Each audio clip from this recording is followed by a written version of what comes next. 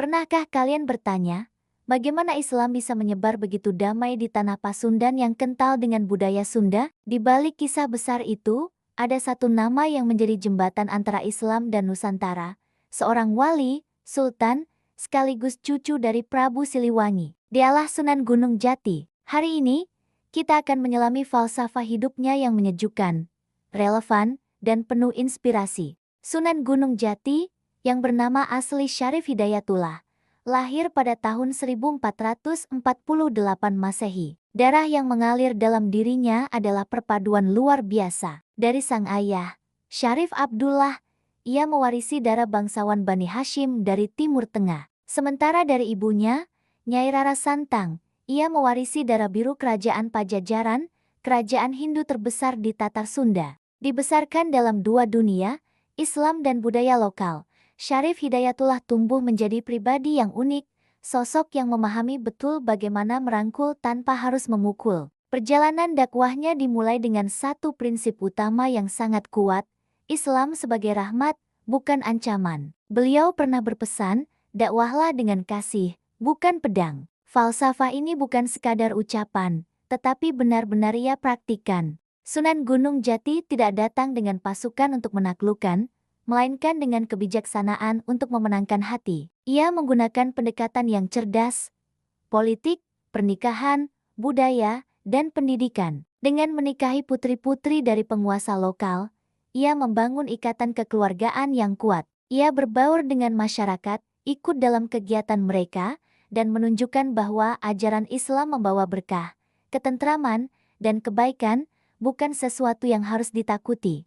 Falsafah ini mengajarkan kita sebuah pelajaran abadi, kebenaran akan lebih mudah diterima jika disampaikan dengan cinta dan rasa hormat. Jangan pernah merendahkan budaya atau kepercayaan yang sudah ada, tapi bimbinglah secara perlahan dengan penuh kasih sayang. Selanjutnya, ada falsafah yang disebut ngaji laku. Ini adalah inti dari ajaran Sunan Gunung Jati. Beliau berkata, aja mung pinter ngomong, tapi kudu pinter urip. Artinya, jangan hanya pandai bicara, tapi harus pandai juga dalam menjalani hidup. Bagi beliau, ilmu sejati bukanlah yang hanya tersimpan di kepala dan lihai diucapkan lidah, melainkan yang tercermin dalam tindakan dan akhlak sehari-hari. Ilmu tanpa amal ibarat pohon tak berbuah. Karena itu, beliau membangun banyak pesantren dan masjid bukan hanya sebagai tempat belajar teori, tapi sebagai kawah candra di muka untuk membentuk karakter. Seorang pemimpin, seorang guru, atau bahkan kita semua, harus menjadi teladan. Perilaku kita adalah dakwah yang paling kuat, jauh lebih berpengaruh daripada ribuan kata-kata. Sebagai seorang sultan di Cirebon, Sunan Gunung Jati juga menunjukkan bagaimana kekuasaan bisa menjadi alat dakwah yang efektif. Falsafahnya adalah dakwah lewat kekuasaan yang adil.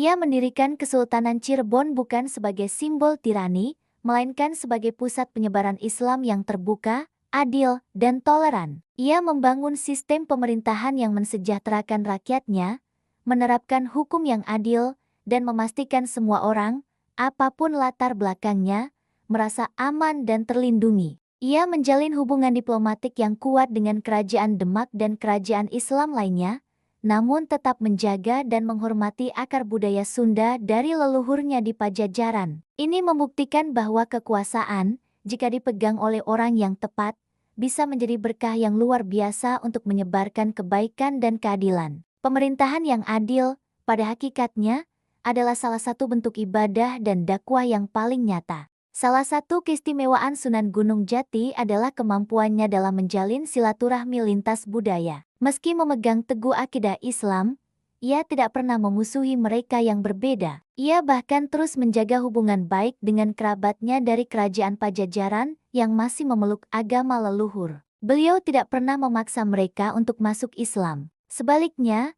ia menunjukkan keindahan ajaran Islam melalui sikapnya yang santun, adil, dan penuh welas asih. Ada satu petuahnya yang sangat indah dan relevan hingga hari ini.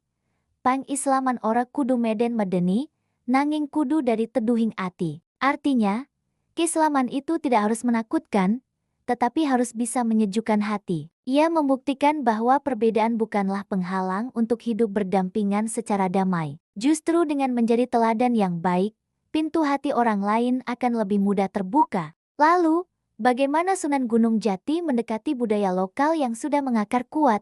Inilah kecerdasan lainnya, mengislamkan budaya, bukan membudayakan Islam secara kaku. Beliau tidak memberangus tradisi lokal. Sebaliknya, ia meresapi budaya seperti upacara adat, seni tari, seni ukir, dan bahkan bahasa Sunda, lalu memberinya napas dan makna Islami. Contohnya, upacara adat yang tadinya bertujuan untuk memuja roh nenek moyang, diubah maknanya menjadi ritual syukur kepada Allah SWT. Kesenian lokal diisi dengan nilai-nilai tauhid dan akhlak mulia. Dengan cara ini, Islam terasa akrab dan menyatu dengan kehidupan masyarakat, bukan sebagai sesuatu yang asing dan datang untuk menghancurkan.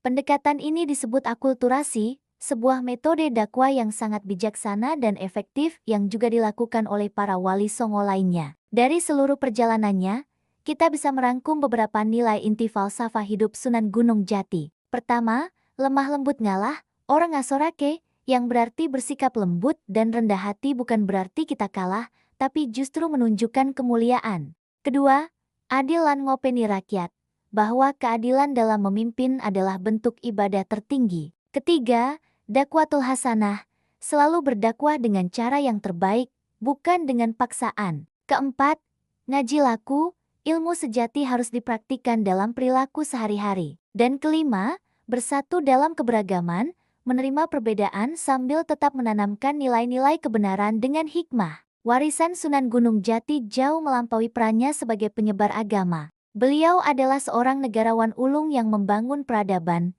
seorang pendidik yang mencerdaskan umat, seorang tokoh budaya yang melestarikan kearifan lokal, dan seorang pemersatu bangsa yang merangkul semua golongan. Falsafah hidupnya adalah jembatan kokoh yang menghubungkan ajaran Islam universal dengan kearifan Nusantara, menyatukan spiritualitas dengan kehidupan sosial dan politik.